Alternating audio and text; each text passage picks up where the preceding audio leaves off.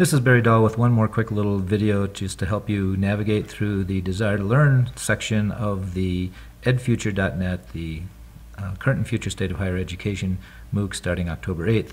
In Desire to Learn version 10, we call this the mini bar at the top. So either one of these links in this case would always bring you back to the home page.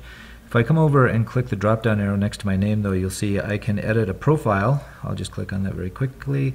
I can edit a profile if you want to add a picture and links and things like that. There is also a place to set up notifications.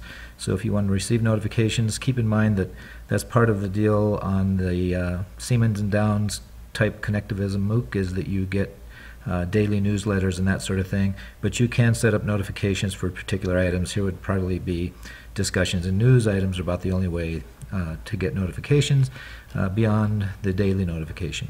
So just point that out. In the account settings, you would be able to make other changes, and there's also the logout button. Okay, so I want to come back home. The content browser is a way to jump into content in a particular place. I'll do that one time, show you here that when I come into content for week 1, where there's actually 4 pages that I would be reading, I can just click the next button to go page by page through that, or the previous button as well. I can exit. There's a button, you can't, it's off screen, but you can see that, or I can always go back to my home page.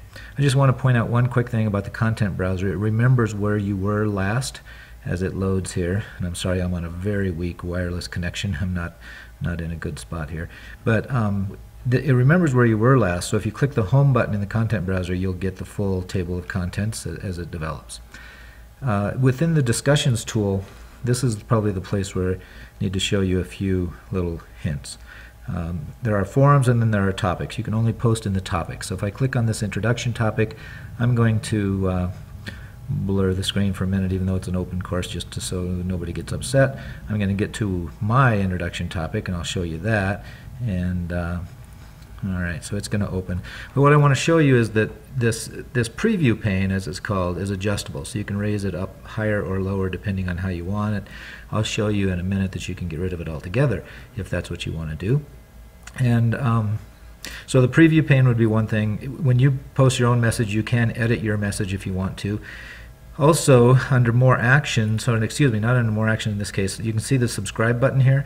I could subscribe to notifications, which would be anytime somebody replies to my particular post, and I can either get an instant notification or a summary of that activity. So if I want to subscribe to that, I simply click on that, and now I've got the little yellow star.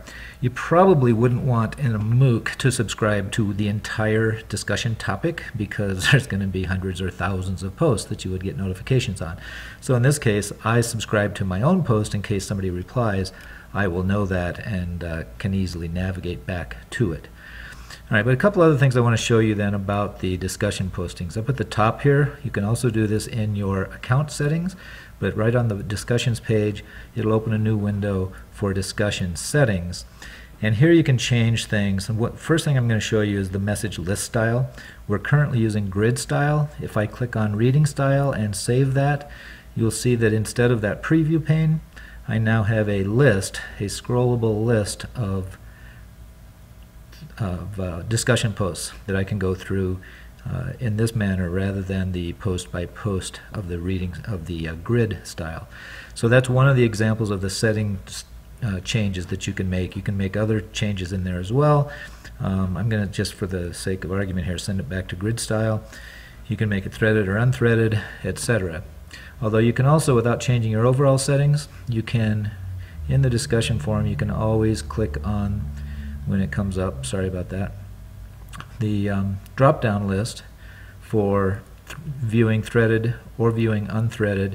And if you view the unthreaded, you can choose, for example, only unread messages. And if you hit the apply button for that, then you would only see messages that you hadn't previously read. So those are just a few of the actions that you can take in the discussion forum so that it fits your style a little bit better. And I think that's probably enough for now.